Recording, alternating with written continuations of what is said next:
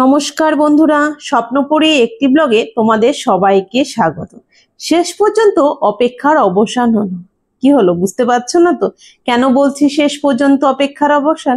তো সবার প্রথমেই বলে নি, যারা আমার ব্লগ দেখো তারা অবশ্যই জেনে থাকবে যে আমার ছাদ বাগানে ব্রহ্মকমল, যেটাকে আমরা নাইট কুইন বলি, সেই গাছটি আছে।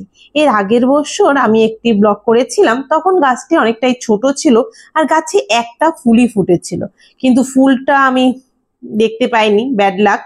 আর ফুলটা কখন ফুটেছে সেটারও আমার আইডিয়া ছিল না। তো আজ আবার 1 বছর পর গাছে নতুন কুড়ি এসছে, মানে ভীষণ আনন্দ।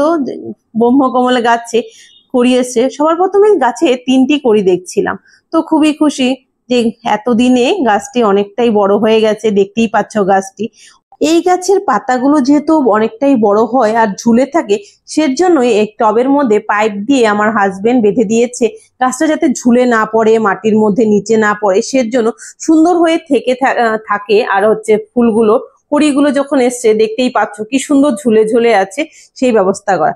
হঠাৎ করে একদিন ছাদে এসে দেখি, মানে 3টে ফুলের কুড়ি এসে একটি ফুল পড়ে গেছে। তা কেন পড়েছে বুঝতে পারছি না।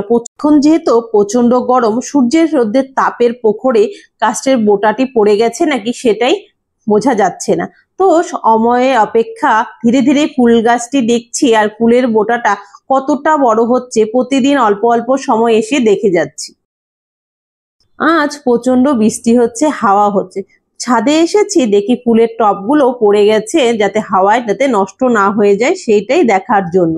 হঠাৎ করে দেখছি এখন সন্ধেবেলা যে ফুলের গাছটা কুড়ি এসছে, তো ভীষণ উৎসাহের সহিত হাজবেন্ডকে বা পরিবারের সকলকে বলেছি যে আজই ব্রহ্মকমল গাছটি ফুল ফুটবে। তখন থেকে অল্প অল্প করে এসে দেখে যাচ্ছি যে কখন ফুলটা ফুটবে আর ফুলের কুড়িটা কতটা বড় হয়েছে। এখন শুধু ফোটার অপেক্ষা। তো 7টা বাজে, দেখতেই পাচ্ছ ফুলের কুড়িটা মানে এখন মুখটা পুরো ফুটে ফুটে আছে। কখনো কখনো আমি ছাদে এসি, কখনো হাজবেন্ড বা কখনো বাচ্চারা এসে দেখে যাচ্ছে আধা ঘন্টা, 10 মিনিট, 15 মিনিট পর পর, যে তাকে বলছি যে ফুলটা কতটা ফুটেছে, সে গিয়ে নিচে গিয়ে আপডেট দিচ্ছে। সেভাবেই চলছে সময়ের অপেক্ষা। এখন শুধু প্রপারলি ফুলটা ফোটার অপেক্ষায় আছি। এখন বাজে 8টা।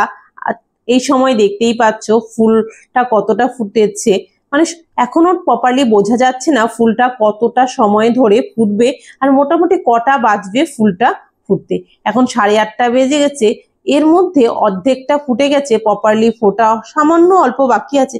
কিন্তু এই সময়ের মধ্যে ফুলটা যখন ফুটেছে, খুব সুন্দর একটি মৃদু হাওয়ার মিঠিয়ে একটা গন্ধ বেরিয়েছে।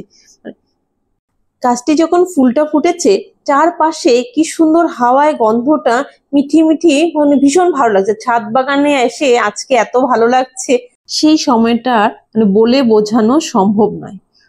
ফুলটি যখন ফুটেছে, খুব সামনে থেকে আমি ভিডিওটা করেছি। তো ছাদে অন্ধকারের মধ্যে শুধু 2টো সাদা ফুল ফুটে আছে, দেখতে ভীষণই সুন্দর লাগছে। অবশ্য তোমাদের আরেকটা কথা বলে রাখি, আমার ছাদ বাগানে এটা যেহেতু সাদা ব্রহ্মকমল, স্প্রিং ব্রহ্মকমলের গাছও লাগিয়েছি। পরবর্তীতে আমি তোমাদের ফুল ফুটলে অবশ্যই দেখাবো। তো আজকে ব্লগটা এখানেই শেষ করছি। তো বলো, ব্রহ্মকমলের ফুলটি তোমাদের কেমন হয়েছে? যদি ভালো লেগে থাকে অবশ্যই একটি কমেন্ট করে জানাও। ভালো থাকো, সুস্থ থাকো। ভালো লাগলে একটি লাইক করে দিও ও পরিবারের সকলের সাথে, বন্ধুদের সাথে চ্যানেলটি শেয়ার করো, সাবস্ক্রাইব অবশ্যই।